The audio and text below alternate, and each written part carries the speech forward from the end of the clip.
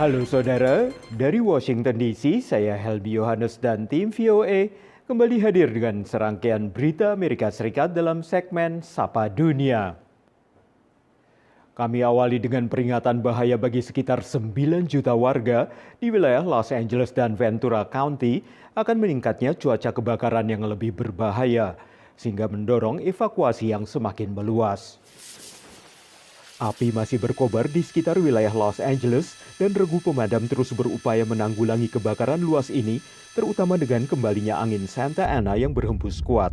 Kebakaran di Pacific Palisades telah menghanguskan ribuan rumah dan tempat usaha di kawasan seluas 9.300 hektar dan baru sekitar 11% yang berhasil dipadamkan. Api mengancam permukiman di Brentwood dan Encino dan mendorong meluasnya evakuasi warga. Sementara regu pemadam berulang kali melakukan pemadaman dari udara dan juga dari darat.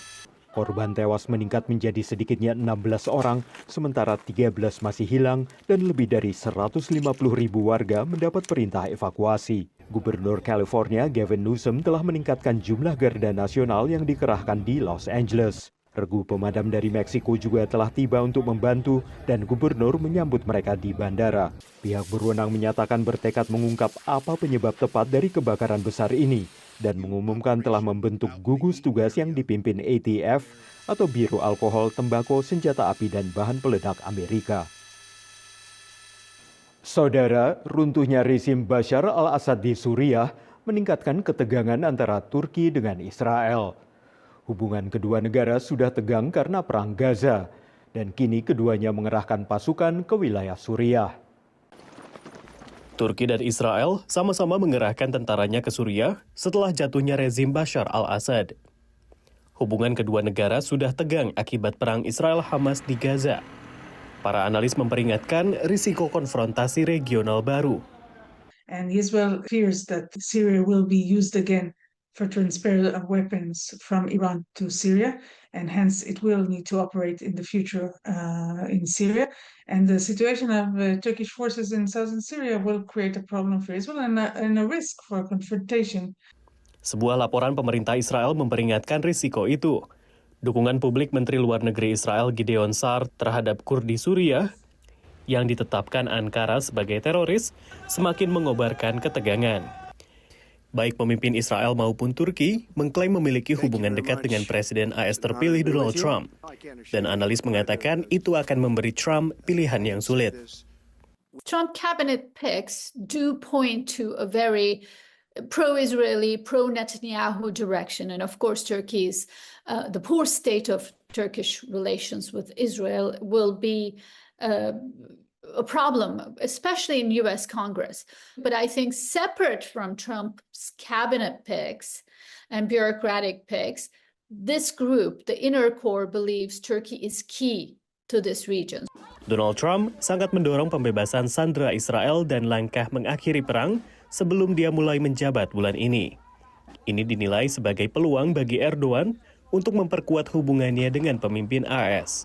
Assuming Israel has won most of what it's wanted, Erdogan really doesn't have much fair reason to curse Israel every day, which would remove the most important obstacle to better Turkey-American relations. Langkah lain untuk mengurangi ketegangan adalah menormalisasi hubungan antara Israel dengan Arab Saudi. Sebuah upaya yang diharapkan banyak orang untuk dilanjutkan Donald Trump.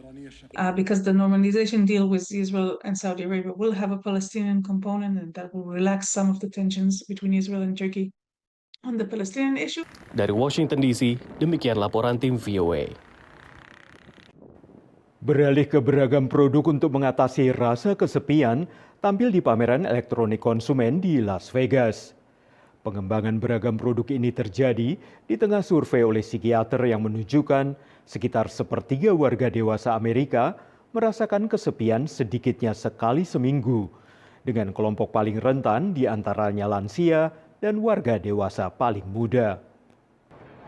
Sebuah robot interaktif bernama Romy buatan Mixi Inc. menjadi pemenang penghargaan inovasi untuk kategori robotika dalam pameran Akbar Electronic Consumer Electronic Show atau CES yang berlangsung di Las Vegas, negara bagian Nevada.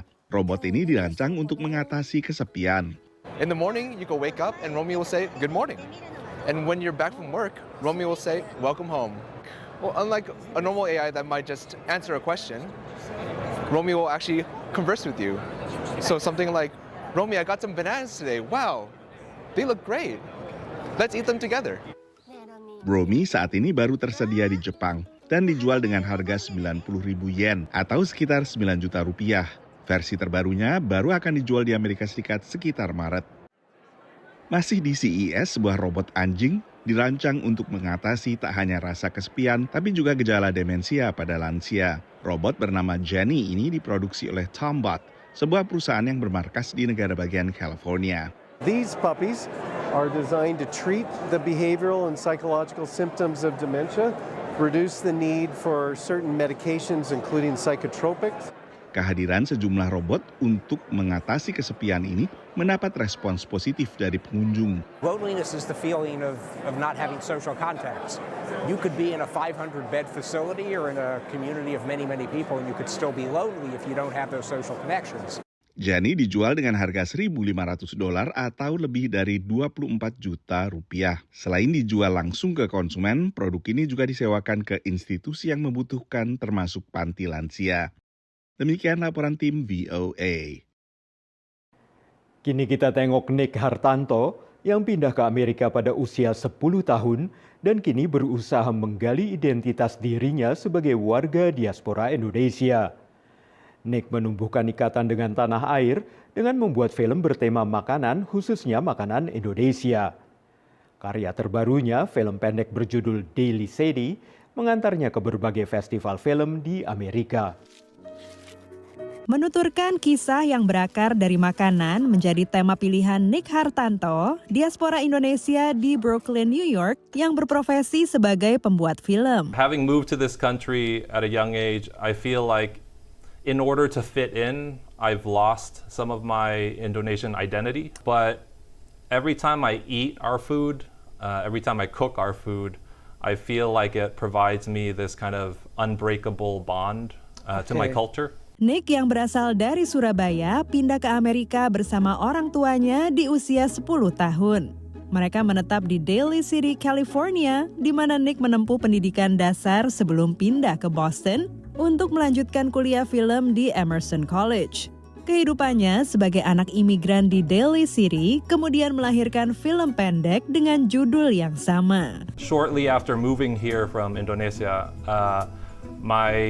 my mother got invited to a church potluck, and she didn't have time to cook, so she went to a Chinese restaurant and just bought this, like Cantonese-style chicken, that hangs in the window. And I really wanted to kind of capture this feeling that new immigrants have in this country of wanting to survive, wanting to succeed, wanting to adapt, to assimilate, and kind of the cost of that. Okay, that's enough. Banyak dari elemen film itu yang menarik, sinematografinya bagus, dialognya bagus, dan bahkan cerita yang menunjukkan keseharian orang Indonesia yang tinggal di Amerika dengan bule-bule yang nggak tahu apa namanya makanan Indonesia. Setelah Daly City ditampilkan di berbagai film festival dan memperoleh penghargaan, impian Nick selanjutnya adalah membuat film feature panjang. Dari Brooklyn, New York, VOA.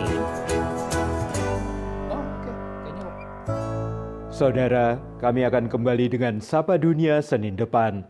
Terima kasih atas perhatian Anda. Dari Washington DC, saya Helby Yohanes dan tim VOA.